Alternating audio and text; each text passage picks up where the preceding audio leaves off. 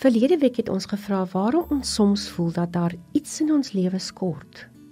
Dat ons, ongeag die feit dat ons 'n goeie werk het en eintlik niks het om oor te kla nie, soms beleef dat iets weg is.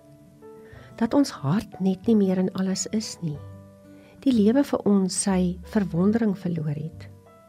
Ons het toe gesê, en jy kan weer daarna luister, dat ons hart eintlik verlang na die groot romantikus. Na die heilige God wat begeer om ons met sy liefde te bederf. Ons met sy sagtheid toe te vou en ons liefderyk in sy arms vas te hou.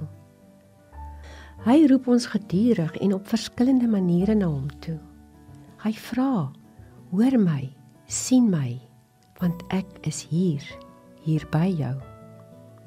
Soos Maria, sy was so lief vir haar Here, het gereeld by sy voete gekniel, sy teenwoordigheid, sy woorde en liefde ingedrink, haar hart met hom volgemaak.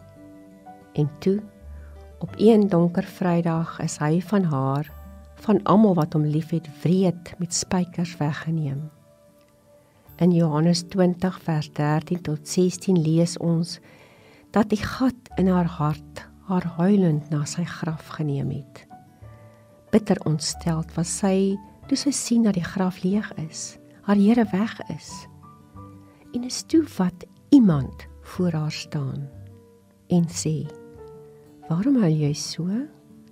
Vir wie soek jy? Sy dink dis die tuinier en smeek, asseblief meneer, as jy hom uit die graf gevat het, sê my tog waar sy lijk nou is. En dan is dit Jesus wat haar naam roep, Maria. Daarmee sê hy vir haar, en vir jou vandag, ek weet van die gat in jou hart, van die verlang na iets waarop jy nie altyd jou vinger kan lê nie. Dis na my wat jy verlang, en ek is nie weg nie. Hier is ek, hier, altyd by jou. Neem my hand, want ek wil in 'n diep, intieme verhouding met jou saamleef. Hier is ek. Is jy hier? Kom ons bid weer die gebed wat ons verlede week gebid het. Here, wanneer die sagte fluistering van u siel saggies aan my hart raak, vul dit die leegheid in my hart met 'n soort verwondering en vrede, wat verryk, versterk, lewe wek.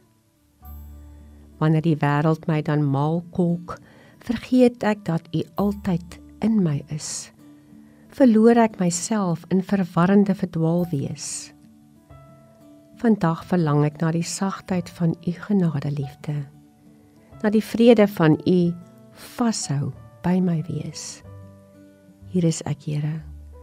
Vou my toe in u vere kombers ontferming en maak my weer diep bewus van u. In my is beskerming. Amen.